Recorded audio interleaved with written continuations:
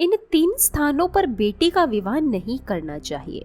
जय श्री कृष्णा मित्रों, स्वागत है आप सभी का YouTube चैनल में। आज मैं आपके लिए बहुत ही काम की जानकारी लेकर आई हूँ। आपसे निवेदन है कि वीडियो के अंत तक बने रहें। मित्रों, 3 स्थानों पर बेटी का विवाह नहीं करना चाहिए। वे 3 स्थान कौन कौन से हैं? हर माता पिता चाहते हैं कि उसकी बेटी अच्छे घर परिवार में जाए और सुखी जीवन व्यतीत करे। माँ बाप अपने चलते अपनी बेटी के लिए एक अच्छे घर की खोज करते हैं और सुखी संपन्न घर में बेटी का विवाह करके बड़े प्रसन्न होते कि चलो, बेटी की ही अधिक चिंता थी क्योंकि उसे पराई घर जाना था। बेटी अच्छे घर में पहुँच गई, अब हमारी सारी चिंताएं दूर हो गई। बेटे की इतनी चिंता नहीं होती है क्योंकि बेटा तो जीवन भर अपने पास ही रहता है। पर मित्रों, बेटी को संपन्न घर में भेजने पर भी माँ बाप की चिंताएं कम नहीं होती। बेटी के ससुराल वालों की ओर से 1000 तरह की शिकायतें आ जाती हैं। नए नए उल्हाने बेटी के पिता को चैन से सोने नहीं देते हैं। पिता की सारी उम्र बीत जाती है उन शिकायतों को सुनते सुनते, उन्हें पूरा करते करते। कई बार तो दहेज के भूखे उन हैवानों की ओर से बेटी को प्रताड़ित किया जाता है। वे उनकी जान तक ले लेते हैं। ऐसे में एक बेटी के पिता का दुख और बढ़ जाता है। बेचारा पिता कर भी क्या सकता है? अपनी बेटी के लिए न्याय मांगते मांगते कोर्ट कचहरी के जीवन भर चक्कर काटता रहता है। कई बार न्याय हो भी जाता है और कई बार न्याय नहीं मिल पाता है। आखिर मन मारकर बैठने के अतिरिक्त उसके पास कोई विकल्प नहीं रहता। बेटी भी चली गई और कोर्ट कचहरी के चक्कर भी लगा लिए। बेटी जीवित थी तो उसकी खुशियों के लिए दौड़ता रहा। बेटी मर गई तो उसके न्याय के लिए दौड़ रहा है। दौड़ते दौड़ते बाल पक गए, शरीर पर झुर्रियां पड़ गई और एक दिन सांसें थम जाएंगी। सब कुछ खत्म हो जाएगा। कितना संघर्ष भरा है एक पिता का जीवन। इसलिए ध्यान रहे, धन के लोभियों अपनी बहू के पिता की इस कष्ट कथा को समझ कर चलना। बेटियां तो विधाता ने आपको भी दी होंगी। अपनी बेटी से ही अनुमान लगा लेना कि दूसरे की बेटी के माता पिता का क्या हाल होगा। हर बेटी के माँ बाप को आज मैं एक महत्वपूर्ण संदेश दे रही हूँ जो आपके लिए, अपनी बेटी के लिए हित भरा हो सकता है। आइए इस कहानी के माध्यम से समझते हैं कि बेटी का विवाह किन किन स्थानों पर नहीं करना चाहिए। मित्रों, किसी नगर में एक कृपा राम नाम का निर्धन व्यक्ति रहता था। उसकी एक बहुत सुंदर 16 वर्ष की बेटी थी जिसका नाम था लज्जावती। कृपा राम अपनी इकलौती बेटी से बहुत ही स्नेह करता था। लज्जावती बहुत ही होशियार और होनहार लड़की थी। वो रोजाना विद्यालय जाती थी और विद्यालय से लौटकर अपने पिता को खाना पहुंचाने जाती थी। उसका पिता कृपा राम एक सेठ के यहाँ मजदूरी करता था।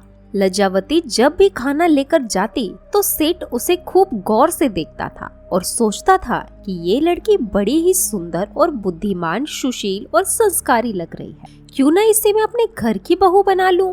मुझे अपने बेटे की शादी तो कहीं ना कहीं करनी ही है। उसका क्या पता वह कैसे गुण विचारों की हो। कहते हैं घर की स्त्री यदि पढ़ी लिखी और संस्कारी होगी तो घर स्वर्ग बन जाता है, और यदि वो कुविचारों वाली हो जाए तो वही घर नर्क बन जाता है। घर में अशांति और कलेश फैला रहता है। सेठ सोचने लगा कि लज्जावती तो मेरी देखी हुई है, इससे अधिक अच्छे विचारों की बहू मेरे लिए नहीं मिल सकती। यही सोचकर सेठ ने कृपा राम से कहा, हे भाई कृपा राम, यदि आपकी इच्छा हो तो मैं तुम्हारी बेटी लज्जावती को अपने घर की बहू बनाना चाहता हूँ। तुम्हारी सुशील कन्या यदि मेरे घर में आ जाएगी तो मेरे घर की किस्मत चमक जाएगी। सेठ की बात सुनकर पहले तो कृपा राम को कुछ आश्चर्य सा हुआ कि लगता है सेठ मुझसे मजाक कर रहा है। और जब उसने देखा कि वास्तविक में सेठ मेरी बेटी को अपने घर की बहू बनाना चाहता है तो वो हाथ जोड़कर खड़ा हो गया और कहने लगा, हे सेठ जी, मेरी बात का बुरा मत मानना। यदि मेरी बेटी तुम्हारे घर की बहू बन जाएगी तो इससे अच्छी मेरे लिए कोई बात नहीं होगी। परंतु मैं ये कहना चाहता हूँ कि क्या तुम्हारा और मेरा कोई मेल है? आप एक धनी सेठ हैं और मैं कहाँ आपका नौकर। हमारे तुम्हारे बीच में भारी असमानता है। विद्वान लोग कहते हैं कि मित्रता और विवाह संबंध बराबर वालों में ही शोभा देती है। बड़े छोटों के बीच संबंध ज्यादा दिन तक टिक नहीं पाते हैं, और मेरी तो इतनी भी हैसियत नहीं है कि मैं आपकी बारात की ही खातिरदारी कर सकूं। ऐसा बोलकर तुम मुझे शर्मिंदा मत करो। तब सेठ कहता है, कृपा राम, तुम चाहे कुछ भी कहो, पर हमारे घर की बहू तुम्हारी बेटी ही बनेगी। मित्रों, इतना कहकर सेठ अपने घर पहुंचा और अपनी सेठानी और बेटे से परामर्श लिया। कृपाराम की बेटी की बात सुनकर सेठानी और उसका बेटा एकदम से उछल पड़ा। कहने लगे, आपकी बुद्धि तो नहीं सटिया गई है? उस गरीब मजदूर और हमारा क्या मेल है? वो मजदूर भला हमारे लिए क्या दे सकता है? तब सेठ बोला, हे सेठानी, वो अपनी रत्न जैसी कन्या हमें देगा, और वह भी संस्कारी और सुशील। इससे ज्यादा तुम्हें क्या उम्मीद रखनी चाहिए? कन्या धन से बड़ा कोई धन नहीं होता है। तुम चाहे करोड़ों की दौलत जोड़ कर रख लो, यदि बहू उल्टा और कुलक्ष्मी आ जाए तो वो दौलत कितने दिन चल सकती है? यदि बहू सुलक्षणा होगी तो कंगाल परिवार भी संपन्न हो जाता है। सेठानी के बार बार मना करने पर भी सेठ नहीं माना और उसने जबरदस्ती अपने बेटे का विवाह कृपाराम की बेटी के साथ कर दिया। कृपाराम सेठ के घर में अपनी बेटी को ब्याह कर बड़ा खुश था, परंतु एक मजदूर की बेटी बहू बन के सेठ के घर में आ गई। ये बात सेठानी और उसके बेटे को सहन नहीं हुई। वे उसको दिन रात प्रताड़ित करने लगे, परंतु सेठ के डांटने पर वे चुप हो जाते थे। उन्होंने उसे घर से निकालने का बड़ा प्रयास किया, परंतु सेठ के रहते उनकी मनसा सफल नहीं हो सकी। धीरे धीरे इसी प्रकार कई वर्ष बीत गए। लज्जावती सेठानी को फूटी आंख नहीं सुहाती थी। वे मौका ढूंढते थे कि कब इसे अपने घर से बाहर करें। मित्रों, संयोग से एक दिन सेठ की मृत्यु हो गई। सेठ के मरने के बाद सेठानी और उसके बेटे ने एक योजना बनाई कि क्यों ना बहू को जहर देकर मार दिया जाए और फिर सेठानी अपने बेटे का विवाह किसी धनी परिवार से कर देगी। उन दोनों ने लज्जावती को मारने का निश्चय कर दिया। अब तो सेठानी लज्जावती से बड़ी मीठी मीठी बातें करने लगी, खूब प्रेम करने लगी, जिससे कि उसके घर वालों को ये आभास ना हो कि सेठानी ने अपने बेटे के साथ मिलकर लज्जावती को मार दिया है। प्रिय बंधु, एक दिन सेठानी ने अपनी बहू से कहा, बहू आज तुम बैठो, मैं तुम्हारे लिए भोजन बनाकर तुम्हें खिलाती हूँ। बताओ तुम्हें भोजन में सबसे अच्छी चीज क्या लगती है?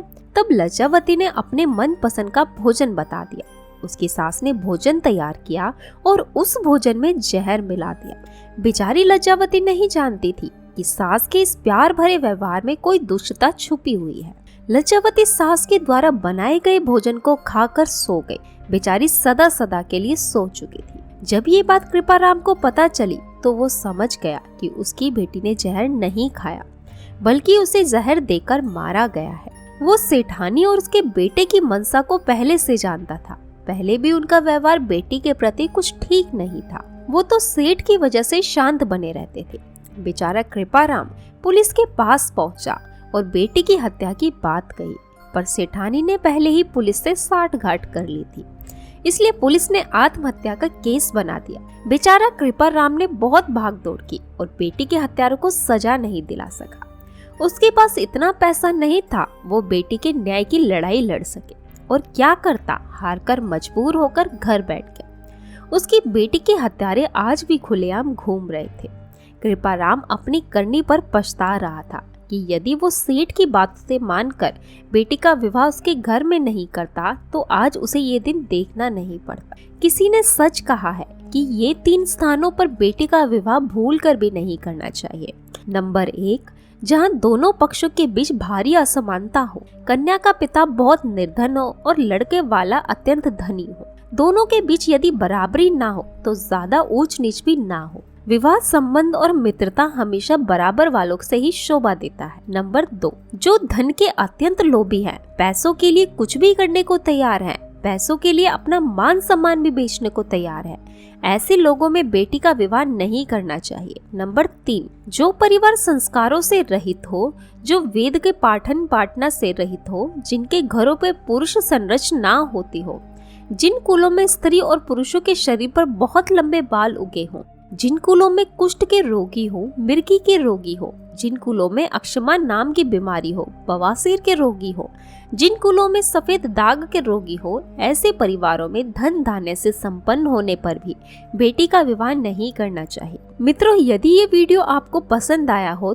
तो वीडियो को लाइक करना, शेयर करना और चैनल को सब्सक्राइब करना। मिलते हैं अगली कहानी में, अगली वीडियो में। आप सभी का बहुत बहुत धन्यवाद।